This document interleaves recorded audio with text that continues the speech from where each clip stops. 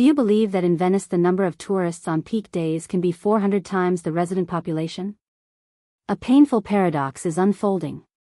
While Italy earns over €200 billion each year from tourism, this very golden goose is suffocating the life out of its iconic heritage. In Florence, the population has decreased by nearly 150,000 people in just 2 decades, making way for over 12,000 Airbnb apartments that have sprung up like mushrooms. The heritage cities that were once the soul of Europe are now just empty museums. When tourism is clinically dead, as the pandemic scenario has proven, with a drop in international spending of up to 82%, these regions immediately fall into a state of deep coma due to economic dependence of 50 to 70%. Let's decode the fractures of 15 hotspots that are in a state of clinical death. From ghost towns like KCO to villages with only 1/10 of their population remaining like San Stefano de Sassano, to draw valuable lessons about an industry that is suffocating its own soul. 1. Heritage centers being hollowed out. Venice is collapsing not because it is sinking below sea level, but because it is hollowing out from within. On peak days, the number of tourists here is 400 times that of the resident population.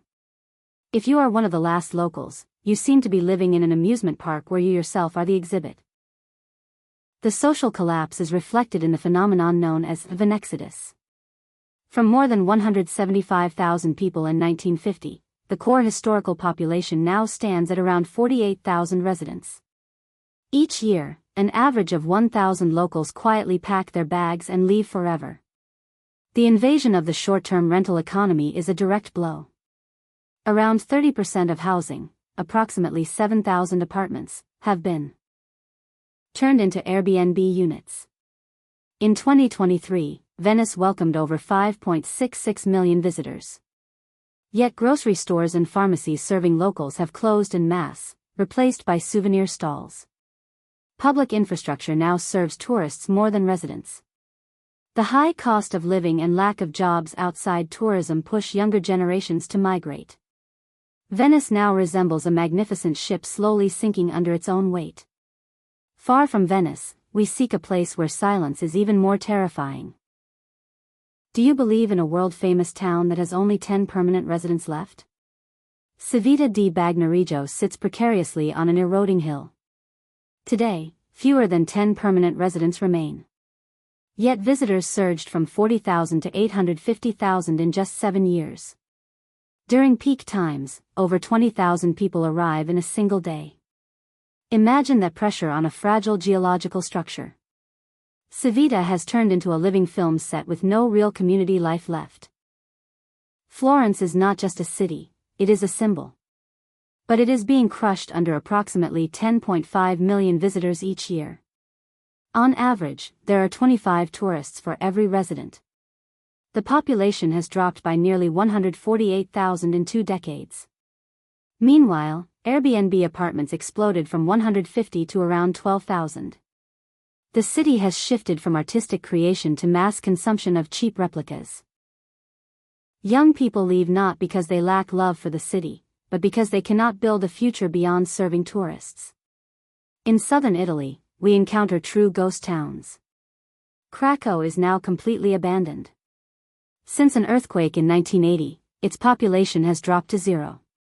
It survives only as a tourist ruin and film location. Sambuca's Euro One House campaign promised revival. But many properties are bought by foreign investors who visit briefly each year. The town risks becoming a ghost luxury village rather than a living community. Matera, once a symbol of poverty, is now a tourism goldmine. But with over 25% of homes turned into short-term rentals, it has become dangerously dependent on tourism. When visitors stopped, the city effectively shut down. In the mountains of Abruzzo, Santo Stefano has only 108 residents left. The Albergo Diffuso model turned the village into a scattered hotel, bringing visitors, but raising questions about long-term sustainability. Calcata, revived by artists, now depends almost entirely on creative tourism. But isolation limits real economic growth. Bussana Vecchia was rebuilt by artists after destruction, yet many still lack legal recognition. It survives precariously on tourism and crafts. 2. Coastal and resort destinations. Positano is a seasonal stage. With only 3,700 residents, it depends almost entirely on tourism. In winter, it becomes nearly lifeless. Portofino has transformed from a fishing village into a luxury enclave. Locals are priced out, and everyday life has disappeared. Capri hosts up to 50,000 visitors daily in summer, despite having only about 13,000 residents. The island's economy is dangerously dependent on tourism cycles. Cinque Terre villages like Rio Maggiore have lost their traditional industries. Fishing has faded, replaced by tourism-driven income. 3. Silent historic towns.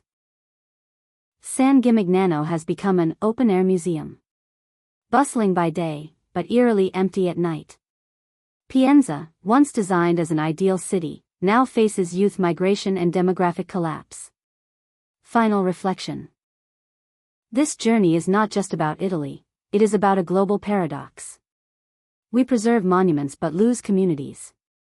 A city without children, without local shops, without everyday life, is it still alive? Or just a decorated shell? When each Airbnb opens, a local home disappears. When tourism stops, entire economies collapse. So the question is, do we travel to explore culture, or to slowly erase it? Would you accept higher costs or stricter rules to preserve real communities? And if you were born in Venice or Pienza, would you stay or leave?